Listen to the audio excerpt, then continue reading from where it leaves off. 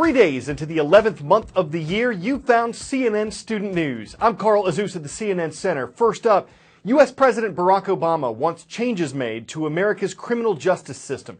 Yesterday, he announced new government actions intended to help rehabilitate U.S. prisoners and help them get their lives back on track after their time is served. His announcement came as the U.S. government wrapped up its early release of 6,000 federal prisoners. It was the largest release of its kind in American history. The president's also calling on Congress to change prison sentencing laws for people who've committed nonviolent drug crimes. It's part of an effort to decrease the U.S. prison population.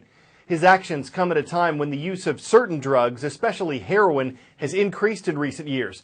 And some officials, like the head of New York City's police department, say the government needs to be cautious about the people it releases from prison. He says many inmates go to jail with negotiated charges, meaning some might have committed violent crimes. They're just not specifically serving time for them. The U.S. Geological Survey says the first earthquake that hit just before 9 o'clock p.m. was magnitude 3.2. The second, 2.5 hours later, was stronger, magnitude 4.1. The third, 20 minutes after that, 4.0. This wouldn't have been breaking news in San Francisco, maybe, but this series of quakes was felt in Phoenix, Arizona, pretty far removed from the West Coast's major fault lines. There wasn't any major damage. Quakes of these magnitudes are felt, pictures may sway, plates may fall, but they're not usually very destructive. Still, local residents were shaken up. U.S. scientists are finding there's potential for these well beyond Phoenix. You may think that people living on the West Coast are the only ones at risk of an earthquake, but that's far from the truth. In fact, the USGS just released new research that states nearly half of all Americans are at risk from damaging shaking due to earthquakes. One reason is that population has grown significantly in some of these areas more prone to earthquakes. But also scientists have improved their capabilities of estimating where these danger zones are. So which states have the strongest shaking potential? California, Washington, Utah, Tennessee, Oregon, South Carolina, Nevada, Arkansas, Missouri, Illinois. You may be surprised at how many East Coast states are on the list. Well, scientists learned a lot from the Virginia earthquake in 2011. They say that a stronger earthquake is possible, specifically stating Charleston, South Carolina is at risk. New York City, you had a little good news. The threat is down from slower shaking, which causes more damage to taller buildings, versus fast shaking, which does more damage to shorter structures. Even with this new information, there's still a threat. California has always been known for their risk of earthquakes, and that hasn't changed. In fact, the risk has actually gone up for Southern California as well as the Bay Area. And then there's the Pacific Northwest. The Cascadia subduction zone has the potential to produce an earthquake with a magnitude up to 9.3. This was discovered by studying the 2011 earthquake in Japan and the 2014 earthquake in Chile. Both occurred along subduction zones similar to the Northwest Zone. Whether you live right along a fault or not, you may still be at risk of feeling the shaking from an earthquake.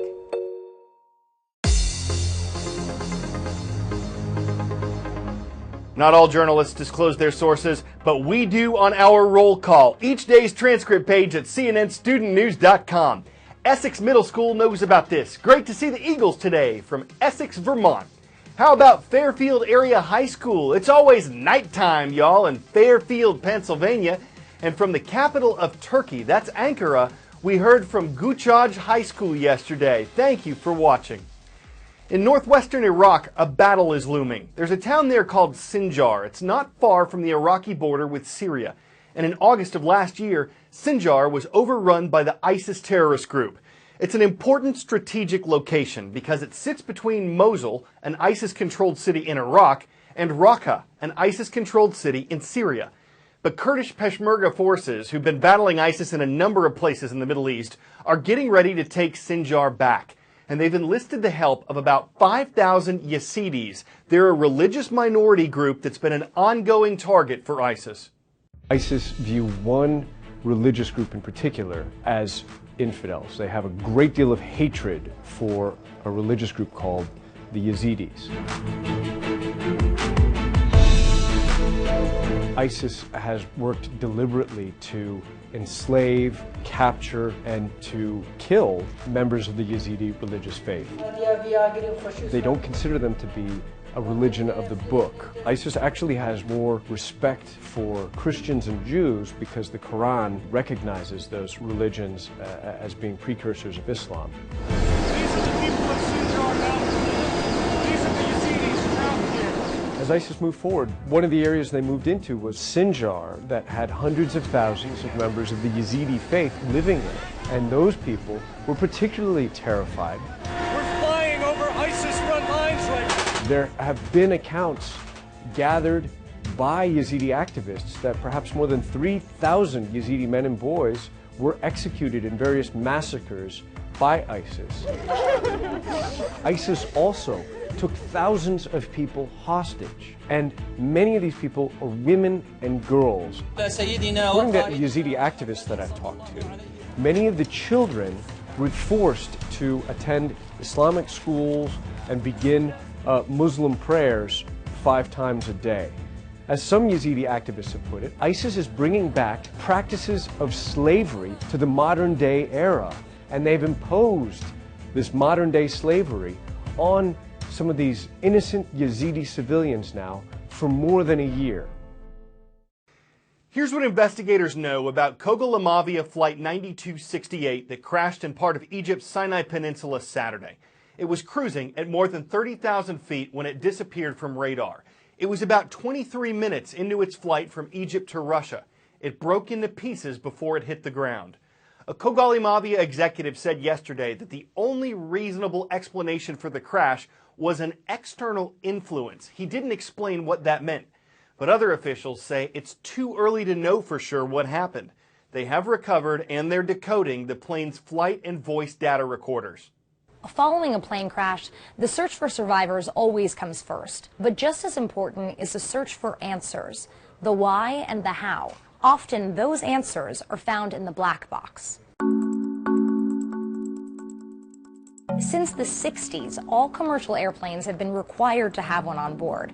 Now, the name is a little misleading because they're actually orange. And when we're talking about a black box, we're talking about 2 different boxes, one being the cockpit voice recorder, the other being the flight data recorder. Together, they weigh anywhere between 20 to 30 pounds, and they have to be crash-proof. Black boxes can survive just about anything, temperatures up to 2,000 degrees Fahrenheit for an hour, forces that are 3,400 Gs. Now, that's 3,400 times the force of gravity.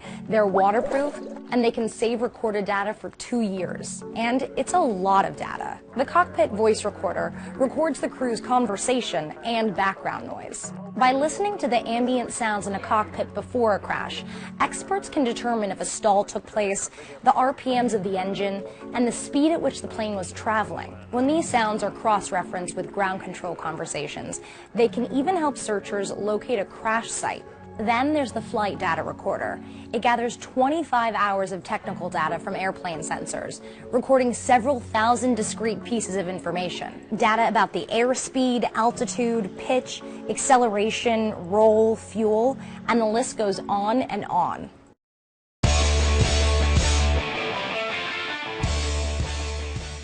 If you're scared of lightning, this will make you jump. A National Weather Service technician was recording a recent storm. He was indoors, where we should be during a thunderstorm, but this was a little close. Yeah, told you, a lightning bolt nailed a weather radar tower, and it did some damage at a time when storms were contributing to flash flooding in Brownsville, Texas. Fortunately, the technician was okay, though he probably considered lighting out of the area. The enlightening lightning video is not to be taken lightly. It sheds light on an illuminating subject, brightening our concept of nature's light show and electrifying our coverage of current events. I'm Carl Azuz, and CNN Student News is Lights Out.